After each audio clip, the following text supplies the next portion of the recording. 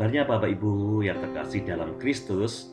Salam jumpa kembali dalam Pendengar Anak BPA IO 0863 Aletea Malang. Kali ini kita akan bersama-sama bicara mengenai trauma saat pandemi. Bersyukur ya, pandemi semakin hari semakin berkurang dan banyak yang tertolong ya. Namun kita tahu dengan ditinggalnya pandemi ini banyak sekali juga yang mengalami trauma ya. Pandemi COVID-19 memicu karantina, kematian, kemiskinan, dan kegelisahan yang mengakibatkan krisis gangguan mental yang serius ya. Anak dapat mengalami stres dan trauma akibat masalah ini ya. Nah, bagaimana pandemi COVID-19 dapat menyebabkan trauma? Ya, rupanya dilansir dari mindbodygreen.com, tingkat kecemasan, depresi, dan bahkan pikiran untuk bunuh diri meningkat selama pandemi. Nah, sebuah penelitian juga mengatakan kepanikan seputar virus corona ya dapat menyebabkan gejala seperti gangguan stres pasca trauma. Nah, penelitian juga menunjukkan ya penyebab stres global yang sedang berlangsung ini ya dapat memicu gejala stres traumatis.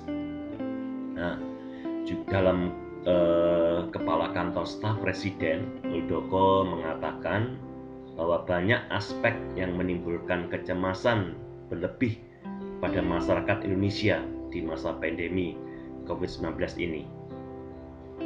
Bahwa penurunan pertumbuhan ekonomi ya membuat banyak orang kehilangan pekerjaan ataupun tidak dapat mencari pekerjaan. Kecenderungan pemutusan hubungan kerja pun muncul. Bahkan keadaan semakin memburuk karena adanya angka kekerasan, trauma, kekerasan dalam rumah tangga yang meningkat sebagai efek domino atas peningkatan tekanan akibat pandemi COVID-19, ungkap Muldoko. Ya, jangan kira bahwa dalam pandemi ini tidak ada kekerasan. Ya, banyak sekali kekerasan-kekerasan yang terjadi ya di Indonesia ini ya. Ribuan anak menjadi korban kekerasan selama pandemi COVID-19 ya. Menteri Sosial Tri Risma Maharani mengungkap ada 8.021 anak yang bermasalah sosial ya yang telah ditangani Kementerian Sosial sejak Januari hingga Juli 2021 ini ya. Begitu banyak sekali. Nah, hal ini berdasarkan data dari Satuan Bakti Pekerja Sosial ya. Nah, dari data tersebut ya, terdapat banyak 304 anak yang mengalami kekerasan fisik, psikis, dan 2.131 anak yang menjadi korban kekerasan seksual. Nah, 96 anak dieksploitasi secara ekonomi dan seks seksual. 53 anak menjadi korban penculikan dan penjualan dan perdagangan. Kemudian 597 anak menjadi korban perlakuan salah dalam penelantaran ya. 16 anak menjadi korban pornografi.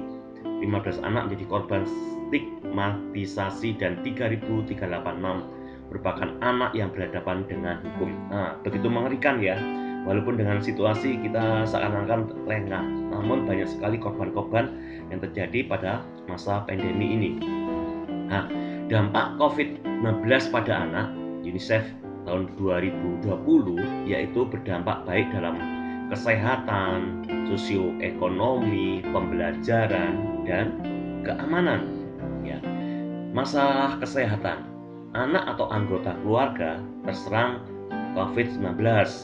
Juga anak mengalami ketakutan terkena COVID-19. Ini ya. 2. Dampak tidak langsung yaitu akses pelayanan kesehatan, gizi berkurang, kesehatan mental, kecemasan, dan stres. Ya. Nah, akibat bila ada anggota keluarga yang terserang COVID-19, ya, yaitu kehilangan anggota keluarga atau yang dinamakan stigma, ya. Nah, terus juga trauma, ketakutan, kecemasan, atau gangguan psikologis lainnya, ya. Nah, juga dalam dampak sosioekonomi dengan pandemi ini, ya, terjadi pembatasan kegiatan masyarakat dan akhirnya berkurangnya pendapatan keluarga yang membuat dalam keluarga gizi, psikologi dalam keluarga terganggu. Nah, yang membuat apa? Kesehatan fisik, mental, sosial. Nah, juga dengan pembatasan kegiatan masyarakat, jadikan suatu perubahan ya, interaksi sosial. Misalnya tempat bermain bersama dibatasi, ya. Nah, dampak pada pendidikan, adanya penundaan pembelajaran, ya, pembelajaran online, daring, anak jadi putus sekolah dan penutupan sekolah, ya. Banyak masalah-masalah ini terjadi ya dalam pendidikan. Nah, dampak pada keamanan anak, ya, sudah saya singgung, yaitu mengenai baik karena masalah ekonomi akhirnya terjadi kekerasan dalam rumah tangga, pembelajaran online, ya, butuh pendampingan orang tua, ya, yang kita mengalami ini ya, pendampingan ke anak-anak ya. Nah, ini ada tuh orang tua jadi stres, jadinya jadi bukan anak aja yang belajar tapi orang tua yang belajar. Terjadi juga drop out sekolah, ya, pekerja anak dan pernikahan dini. Nah, juga apa yang terjadi? Terjadi juga dalam pekerjaan, ya, bekerja di rumah, terus belajar dari rumah juga demikian, ya. Kalau orang tua stres, anak akan juga jadi stres juga, ya. Stresornya yaitu kekhawatiran, ya, ada kekhawatiran jangan-jangan nanti kena COVID juga. Terus adanya suatu perubahan aktivitas, ya, anak jadi di rumah saja, belajar di rumah saja. Nah, ekonomi rumah tangga berkurang.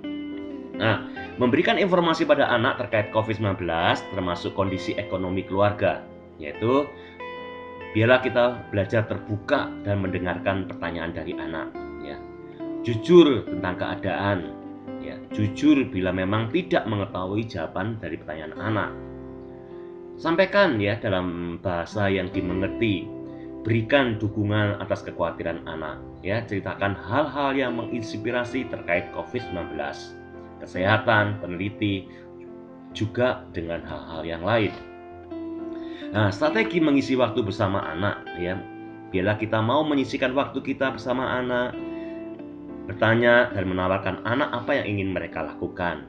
Mengisi aktivitas berbincang, memasak bersama, beribadah bersama, main bersama, ya, mendampingi belajar, dan seminimal mungkin menyetel atau belajar melihat bersama-sama, nonton TV atau HP. Perhatikan, dengarkan, dan lihat, ya. Nah, kali ini makanya saya ingin berbicara mengenai trauma. Ada berapa trauma yang akan saya berikan bulan depan. Kalau untuk kali ini saya hanya menyinggung masalah trauma. Apa trauma itu? Trauma adalah tekanan emosional dan psikologis karena kejadian yang tidak menyenangkan atau pengalaman yang sangat sulit. Nah, kali ini kita hanya bicara sedikit mengenai trauma. Minggu depan saya akan jelaskan gejala-gejala trauma, ya, apa penyebabnya, ya. Seorang anak tidak harus berada langsung dan terlibat langsung ya dalam kejadian, dan anak juga dapat mengalami trauma ketika menyaksikan suatu kejadian buruk dari jarak jauh walaupun dia tidak mengalaminya, ya.